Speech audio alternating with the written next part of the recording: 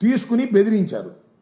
కొన్ని చోట్లయితే మీకు ప్రత్యేకంగా చెప్పాల్సిన అవసరం, నర్సరావుపేట లాంటి పట్టణాల్లో అయితే తగాదాలు జరిగాయి, దాడులు చేశారు బారుల మీద. మా ఎమ్మెల్యేకి ఓటా ఎవరా, మీ సంగతి తెలుస్తామని దాడి చేసినటువంటి సందర్భం. ఇవాళ చంద్రబాబు నాయుడు గారు ఎక్కడో మాట్లాడుతున్నాడు, పొద్దు ఇందాకే చూశాను నేను. మద్యం షాపుల్లో ఎవరైనా దళారులు ఏర్పడితే సహించను అంటున్నాడు. బెల్ట్ షాపులు ఎక్కడ పెడితే బెల్ట్ తీస్తానంటున్నాడు. ఎందుకే ఈ సొల్లు కబుర్లు నాకు అర్థం కాదు. మైక్ ముందేమో అద్భుతమైనటువంటి సొల్లు కబుర్లు చెప్పేటటువంటి కార్యక్రమం. అసలు బెల్ట్ షాపు లేనిది ఎక్కడ చెప్పండి. ప్రతి గ్రామంలోనూ ప్రతి పట్టణంలోనూ బెల్ట్ షాపుల కోసం పాటలు పెట్టారు. బెల్ట్ షాపులు అద్భుతంగా అఫీషియల్గా జరుగుతున్నాయి. ఎక్సైజ్ వాళ్ళు ప్రోత్సహిస్తున్నారు.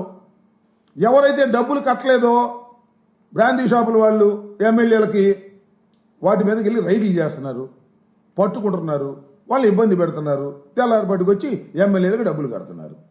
ఇది జరుగుతున్న విషయం.